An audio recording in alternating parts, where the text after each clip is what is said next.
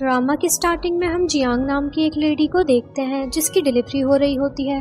वहीं बाहर उसका भाई खड़ा हुआ होता है जिसका नाम यू है। इसके बाद जियांग एक लड़की को जन्म देती है। नेक्स्ट सीन में उसका भाई उसे बोलता है कि सिस्टर देखो, तुम्हारी बेटी की वेस्ट पर एक बर्थ मार्क है। जियांग कहती है मैं इसे देखना भी नहीं चाहती। यू कहता है तुम ऐसा क्यों बोल रही हो, ये बच्ची तो इनोसेंट है। तभी वहाँ एक नर्स आती है तो यू से कहता है कि ये बाहर इतना शोर क्यों हो रहा है, क्या यहाँ कुछ हुआ है। तो नर्स कहती है कि अभी अभी जिया फैमिली की डॉटर की डिलीवरी हुई है, बड़ी मुश्किल से हमने उनकी जान बचाई है। जिया फैमिली का नाम सुनकर जियांग शॉक्ड हो जाती है। तभी नर्स कहने लगती है कि रिच लोग थोड़े डिफरेंट होते हैं, उनकी डिलीवरी के लिए बहुत बड़े डॉक्टर को बुलाया गया है। अगले सीन में जियांग अपनी बेटी को जिया फैमिली की डॉटर से चेंज करने के लिए ले जाती है।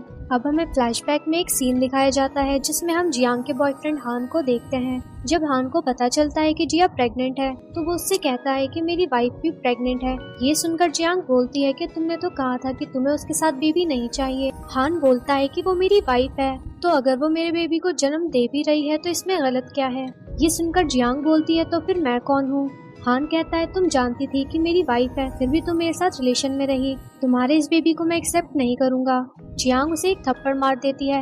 हान उससे कहता है ठीक है, तुम मुझे मार सकती हो, अब ये $500,000 रखो और अपना अबॉर्शन करवा लेना।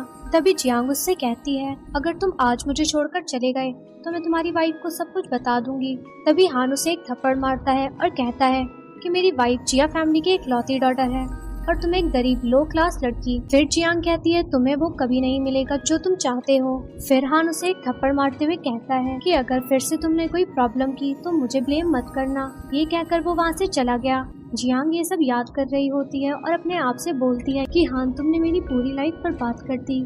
फिर वो अपनी बेटी को उससे एक्सचेंज कर लेती है और कहती है कि अब तुम मेरी डॉटर को अपनी डॉटर की तरह पालोगे और तुम्हारी बेटी मेरे साथ गरीब फैमिली में सफर करेगी। तभी जाते हुए वो मिस जिया से टकरा जाती है। मिस जिया उससे कहती है कि लगता है ये बच्चा रो रहा है। जियांग कहती है तुम्हें इससे क्या मतलब। ये कहकर वो मिस जिया की बेटी को लेकर वहाँ से चली जाती है। अगले सीन में वो बारिश में वहाँ से जा रही होती है। तभी वहाँ पर उसका भाई यू आता है और उससे कहता है तुम इतनी जल्दी यहाँ से क्यों जा रही हो, अभी तुम और तुम्हारा बेबी दोनों ही वीक हैं। तो जियांग कहती है मेरे पास इतने पैसे नहीं हैं जो मैं इस हॉस्पिटल में स्पेंड कर सकूं। ये कहकर वो एक टैक्सी में बैठकर वहाँ से चली गई।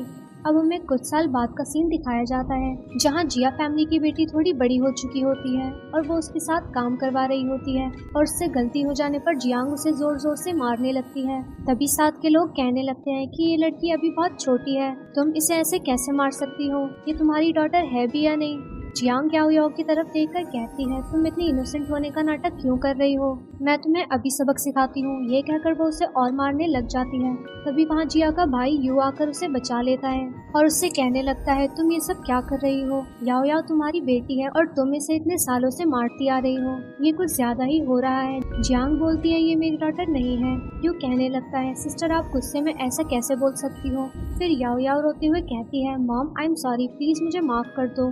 तभी यू से कहता है तुम फिक्र मत करो, तुम्हारे अंकल तुम्हारे साथ हैं। फिर जियांग गुस्से में उससे कहती है मुझे तुम्हारी जैसी लड़की को जन्म देना ही नहीं चाहिए था।